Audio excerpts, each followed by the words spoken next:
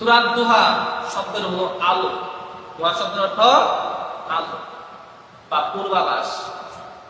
তো আশা জাগানোর এই সূরা, এই সূরা দুহা এটা নাযিল হওয়ার অনেকগুলো কারণ রয়েছে।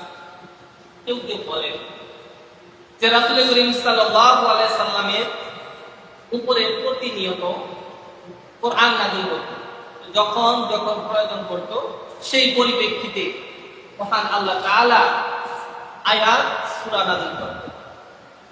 তো এরকম করে সূরা প্রতিদিন নাযিল করার কারণে রাসূল করিম সাল্লাল্লাহু আলাইহি সাল্লাম একটু অসুস্থতা অনুভব করলেন। কারণ এই কোরআনের ওজন আছে। সর্বপ্রথম মহান আল্লাহ তাআলা এই কোরআনকে পাহাড়ের উপর নাযিল করতে চাইলেন। পাহাড় বললেন, না, আল্লাহ এত বড় ভারী কোরআন, আমি পাহাড় আমার উপরে ধারণ করতে পারবো না, ধ্বংস হয়ে।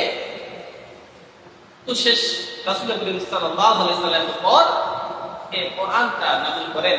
হযরত আয়েশা সিদ্দিকা রাদিয়াল্লাহু তাআলা আনহা বলেন যে যখন কনকনা শীতের মধ্যে রাসূল করিম সাল্লাল্লাহু আলাইহি সাল্লামের উপর কোরআন নাযিল হতো, সাথে সাথে রাসূল করিম সাল্লাল্লাহু আলাইহি সাল্লাম ভেঙে যেতেন। বলেন সুবহানাল্লাহ। কোরআনে একটা কি আছে? হাত আছে। তো হযরত যায়েদ ইবনে হারেসা রাসূল করিম সাল্লাল্লাহু আলাইহি সাল্লামের পালক পুত্র আমরা জানি। তো যায়েদ ইবনে হারেসা বলেন যে একদিন রাসূল করিম সাল্লাল্লাহু আলাইহি সাল্লাম আমার শুরুর উপরে মাথা দিয়ে ঘুমাচ্ছিলেন। তো তখন তার মাথার ওজন স্বাভাবিক মনে হইল। তো কিছুক্ষণ যাওয়ার পরে আমি অনুভব করলাম যে রাসূল করিম সাল্লাল্লাহু আলাইহি সাল্লাম তাকাচ্ছেন। তো তখন তাকাইলেন, সাথে সাথে হযরত জিবরাইল আলাইহিস সালাম রাসূল করিম সাল্লাল্লাহু আলাইহি সাল্লামের উপর কোরআন নাযিল করা শুরু করে দিলেন। বলেন সুবহানাল্লাহ। যখন কোরআন নাযিল করা শুরু হয়ে গেল, তখন আমি অনুভব করলাম যে রাসূল করিম সাল্লাল্লাহু আলাইহি সাল্লামের মাথাটা এত ভারী হয়ে যাচ্ছে, মনে হচ্ছে উহুদ পাহাড়টা আমার উরুর মধ্যে চাপায় দেওয়া হয়েছে। বলেন সুবহানাল্লাহ। এরকম ভারী হয়ে যায় যখন রাসূল করিম সাল্লাল্লাহু আলাইহি সাল্লামের উপরে কোরআন নাযিল হয়। বলেন সুবহানাল্লাহ। হযরত যায়েদ ইবনে হারেসা বলেন যে আমার মনে হচ্ছে আমার পা হাড়গুলো ভেঙে চৌচির হয়ে যায়, এতটা ভারী আমি অনুভব করলাম। বলেন সুবহানাল্লাহ। এরকম যখন ভারী কোরআন রাসূল করিম সাল্লাল্লাহু আলাইহি সাল্লামের উপর নাযিল হয়, হওয়ার কারণে রাসূল করিম সাল্লাল্লাহু আলাইহি সাল্লামের অসুস্থতা অনুভব করেন, কষ্ট হয়। তো মহান আল্লাহ তাআলা তাকে সাময়িক একটু বিশ্রাম দেওয়ার জন্য কিছুদিন রাসূল করিম সাল্লাল্লাহু আলাইহি সাল্লামের কাছে হযরত জিবরাইল আলাইহিস সালামকে পাঠাইলেন। কারণ জিবরাইল আসলে কি নিয়ে আসে? আয়াত নিয়ে আসে, আল নাযিল করলে পরে আমার হাবিবের কষ্ট হয়। এই জন্য কিছুদিন এই ওহীটা স্থগিত দিলেন। তো রাসূল করিম সাল্লাল্লাহু আলাইহি সাল্লাম ওনার কাছে যে আয়াতগুলো নাযিল হইতেন, তো রাসূল মহান আল্লাহ তাআলা বলছেন, হাবিব, আমি আপনার কাছে যা নাযিল করি আপনি সেগুলো মানুষের কাছে কি করেন? বলে দেন, প্রকাশ করে দেন। তো প্রকাশ করে দেন। তো দেখা যাচ্ছে কয়েকদিন যাচ্ছে কিন্তু কোনো কথা, কোনো কিছু বাণী পৌঁছায় না। কিছুদিন যাওয়ার পর রাসূল করিম সাল্লাল্লাহু আলাইহি সাল্লামের চাচি উম্মে জামিল তিনি আয়েশা বলতেছে, মুহাম্মদ, তোমার যে শয়তানটা ছিল সেই শয়তান মনে হয় তোমাকে ছেড়ে দিয়েছে, তোমাকে রেখে পলাইয়া গেছে, তোমার কাছে আর আসবে না। মক্কার কাফেররা বলতেছে, মুহাম্মদ, তুমি যে প্রভু, যে আল্লাহর দাওয়াত দিতা, সে আল্লাহ তোমাকে ছেড়ে দিয়েছে, তোমাকে ভুলে গেছে। তো যখন এইভাবে সবাই নানা রকম ভাবে কথা বলতেছে, আবার সে চিন্তা করতেছে রাসূল সাল্লাল্লাহু আলাইহি সাল্লাম তাদের কথা কি সঠিক? কারণ অনেকদিন ধরে তো জিবরাইল আসতেছে না। তিনি চিন্তিত হয়ে গেলেন যে আমার প্রভু আমাকে কি ভুলে গেল, না আমার ধারা কোনো ভুল সংকলিত হলো। তো এরকম করে যখন চিন্তা করতেছে, সাথে সাথে মহান আল্লাহ তাআলা সূরা আদ-দুহা আল্লাহ তাআলা নাযিল করে বলতেছে, বিসমিল্লাহির রহমানির রহিম, ওয়াদ-দুহা, সকালের সূর্যের কিরণের কসম, ওয়াল-লাইলি ইযা সাজা, গভীর রজনীর কসম যখন রাত্রিটা গভীর হয়ে যায়। মা ওয়াদ্দাআকা রাব্বুকা ওয়া মা ক্বালা, নিশ্চয়ই আপনার প্রভু আপনাকে ভুলে যায় নাই, আপনার উপর রাগও করে নাই। বলেন সুবহানাল্লাহ। ওয়াল আখিরাতু খায়রুল লাকা মিনাল উলা। নিশ্চয়ই আপনার পরকালটা কি হবে? ইহকাল অপেক্ষায় উত্তম হবে। বলেন সুবহানাল্লাহ। ওগো নবী, আমি অচিরে আপনাকে এমন এমন জিনিস দান করব যেগুলো পেয়ে আপনি আনন্দিত হয়ে যাবেন। বলেন সুবহান। যখনই সূরা দুহা নাযিল করলেন, সাথে সাথে রাসূল করিম সাল্লাল্লাহু আলাইহি সাল্লাম খুশি হয়ে গেলেন। বলেন সুবহান। 5 নম্বর আয়াতে বলতেছেন, ও হাবিব, অচিরেই আমি আপনাকে এমন এমন জিনিস দান করব যেগুলাকে আপনি আনন্দিত হয়ে যাবেন, আমি কখনো আপনাকে চিন্তিত অবস্থায় রাখবো না। বলেন সুবহান। যখন রাসূল করিম সাল্লাল্লাহু আলাইহি সাল্লাম এই আয়াতটা শুনলেন, শোনার সাথে সাথে রাসূল করিম সাল্লাল্লাহু আলাইহি সাল্লাম বললেন, আল্লাহ, আমি ততক্ষণ পর্যন্ত সন্তুষ্ট হব না, আমি খুশি হব না, যতক্ষণ পর্যন্ত কাল কিয়ামতের ময়দানে আমার একটা উম্মত জাহান্নামের মধ্যে থাকবে, ততক্ষণ পর্যন্ত আল্লাহ আমি সন্তুষ্ট হব না। বলেন সুবহান। যে পর্যন্ত কি করবে? আমার একদম উম্মত জাহান্নামে থাকবে, ততক্ষণ পর্যন্ত আল্লাহ আমি সন্তুষ্ট হব না। যখন দেখবো আমার কোনো উম্মত জান্নাতে যাওয়া বাকি নাই, তখন আমি সন্তুষ্ট হয়ে যাব। বলেন সুবহান। এই গেল শানে নবী। তো আল্লাহ তাআলা বলতেছেন যে আমি আপনাকে কি করব? কখনো চিন্তিত রাখবো না। রাসূল করিম সাল্লাল্লাহু আলাইহি সাল্লাম যখনই চিন্তিত হইতেন, সাথে সাথে মহান আল্লাহ তাআলা হযরত জিবরাইল আমিনকে পাঠায়া কোনো না কোনো সুসংবাদ দিতেন, সাথে সাথে রাসূল করিম সাল্লাল্লাহু আলাইহি সাল্লাম খুশি হয়ে যাইতেন। বলেন সুবহান। তো রাসূল করিম সাল্লাল্লাহু আলাইহি সাল্লাম যখন কালেমার দাওয়াত দিতেছেন মক্কার মধ্যে, তো রাসূল করিম সাল্লাল্লাহু আলাইহি সাল্লাম যখন মক্কার মধ্যে দাওয়াত দেয়, ওর সাথে সাথে আবু জেহেল, উতবা, সাইবা, মুগীরা এরা কি করে? আসে। আয়েশা ওই উটের নারী বুড়িগুলা কি করে? রাসূল করিম সাল্লাল্লাহু আলাইহি সাল্লাম যখন সিজদাতে যায়, তো সিজদাতে যাওয়ার কারণে ওই সময় তারা কি করে? আয়েশা ওই উটের নারী বুড়িগুলো মাথার উপরে চাপায়। তো চাপাই দেওয়ার কারণে রাসূল করিম সাল্লাল্লাহু আলাইহি সাল্লাম মাথা উপরের দিকে তুলতে পারে না, কষ্ট হয়। আবু জেহেল, উতবা এরা দূর থেকে দেখে দেখে খিলখিল করে হাসে। বলেন নাউযুবিল্লাহ।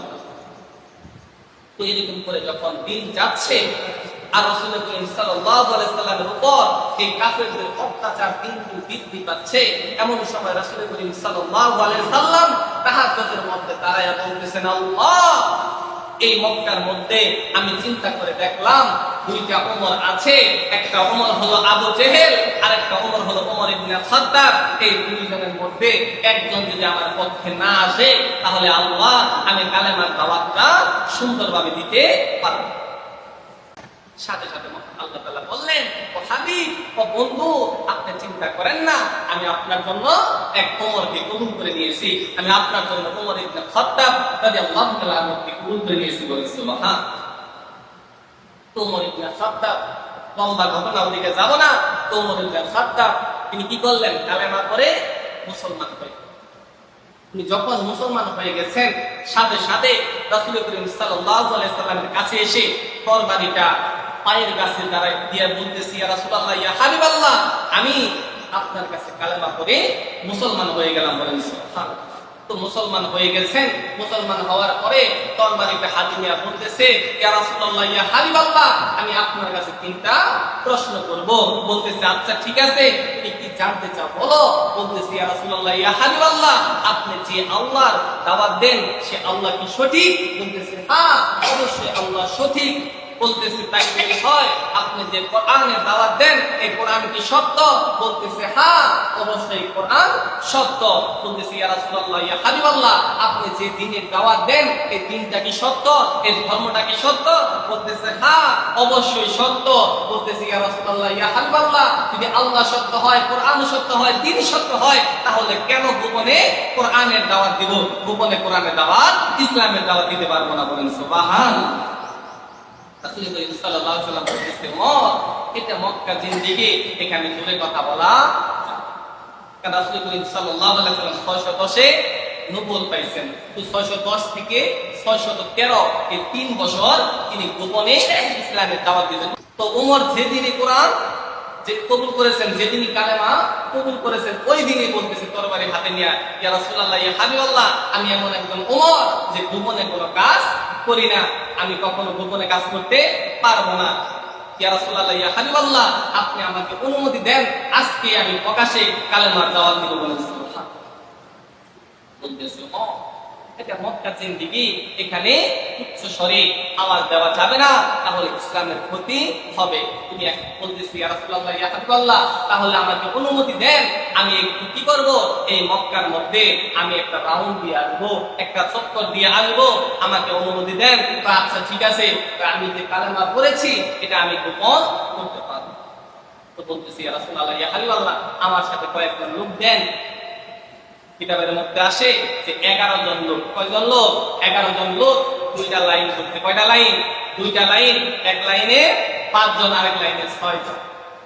তো মক্কা থেকে বের হয়ে গেছে। ঘর থেকে বের হওয়ার পরে রাসূল করিম সাল্লাল্লাহু আলাইহি সাল্লামের সাহাবী হযরত ওমর তরবারিটা হাতে নিয়ে বলতেছে, এই মক্কাবাসী এমন কি আছো যে তার মার বুকটা খালি করতে চাও, সে আমি ওমরের কাছে আসো বলেন সুবহানাল্লাহ। এই মক্কার মধ্যে এমন কে আছো যে তার বউকে বিধবা করতে চাও, সে আমি ওমরের সামনে আসো।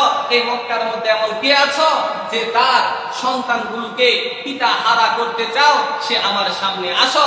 আমি ওমর ইবনে খাত্তাব হযরত মুহাম্মদ মুস্তাফা সাল্লাল্লাহু আলাইহি সাল্লামের কাছে, তার কাছে হাত রেখে আমি কালেমা পড়ে মুসলমান হয়ে গেছি বলেন সুবহানাল্লাহ। যখন এইভাবে স্পিড সহকারে দাওয়াত দিচ্ছেন, সাথে সাথে আবু জেহেল, উতবা, সাইবা যারা আছে তারাও তো চিনে ওমর কি জিনিস। ওমর এমন একজন ব্যক্তি যার কারো কাছে যদি কোনো কিছু ভুল মনে হয় সে কাউকে ছাড় দেয়, সে তার বাবাকেও ছাড় দেয় না, এমনকি আমাদের নবীকেও ছাড় দেয় নাই। নবীকেও হত্যা করার জন্য এসে গেছে। তাহলে বুঝেন এই ওমর কি জিনিস। রাসূল করিম সাল্লাল্লাহু আলাইহি সাল্লাম মাঝে মাঝে বলতেন, ওমর তুমি যে রাস্তা দিয়ে একবার যাও, ওই রাস্তা দিয়ে শয়তান 40 দিন যায় না বলেন সুবহানাল্লাহ। এই হলো। তো এই ওমর কি করতেছে? এইভাবে ইসলামের দাওয়াত দিচ্ছে। তো রাসূল করিম সাল্লাল্লাহু আলাইহি সাল্লাম ওই যে চিন্তিত হয়েছিলেন যে কিভাবে মক্কায় ইসলামের দাওয়াত দিব। তো সাথে সাথে মহান আল্লাহ তাআলা বললেন, হাবিব আপনি মন খারাপ করেন না, অচিরে আপনাকে এমন এমন জিনিস দান করব, আপনি আনন্দিত হয়ে যাবেন বলেন সুবহানাল্লাহ। ও হাবিব নেন, আমি ওমর ইবনে খাত্তাবকে আপনাকে দান করে দিলাম বলেন সুবহানাল্লাহ। ওই যে 5 নাম্বার আয়াত, ওই ওয়ালা সাওফা তুতিকা রাব্বুকা ফাতারদা, তো নবী আমি অচিরে আপনাকে এমন এমন জিনিস দান করব যেগুলা পেয়ে আপনি খুশি হয়ে যাবেন বলেন সুবহানাল্লাহ। এই আয়াতের ব্যাখ্যা বলতেছি। তো রাসূল করিম সাল্লাল্লাহু আলাইহি ওয়াসাল্লাম এইভাবে ইসলামের দাওয়াত দিচ্ছেন। এক পর্যায়ে দেখা গেল যে মক্কার মধ্যে আর ইসলামের দাওয়াত দেওয়া সম্ভব হচ্ছে না। রাসূল করিম সাল্লাল্লাহু আলাইহি ওয়াসাল্লামকে বলা হলো, হাবিব আপনি এক কাজ করেন, এই মক্কা ছেড়ে মদিনায় চলে যান, এই জায়গাটা আপনার জন্য উপযুক্ত নয়। রাসূল করিম সাল্লাল্লাহু আলাইহি সাল্লাম যখন আবু বকরকে নিয়ে বের হয়ে যাচ্ছেন, মক্কা ছেড়ে যখন বের হয়ে যাবেন, তো এমন সময় রাসূল করিম সাল্লাল্লাহু আলাইহি সাল্লাম পিছনের দিকে তাকাইয়া, মক্কার দিকে তাকাইয়া আর বলতেছেন, মক্কার মাটি তুমি আমার কাছে এত পবিত্র, তোমার এই মক্কার মানুষগুলো যদি তোমার মাঝ থেকে আমাকে আলাদা না করতো, তাহলে আমি কখনো তোমাকে ছেড়ে যাইতাম না বলেন সুবহানাল্লাহ। রাসূল করিম সাল্লাল্লাহু আলাইহি সাল্লাম যখন এইভাবে কান্নাকাটি করতেছেন, তিনি যখন মনটা দুর্বল করলেন, সাথে সাথে মহান আল্লাহ তাআলা বলতেছেন, হাবিব আপনি মন খারাপ করেন না, আমি অচিরে এই মক্কার ক্ষমতা আপনার হাতে আমি তুলে দিব বলেন সুবহানাল্লাহ।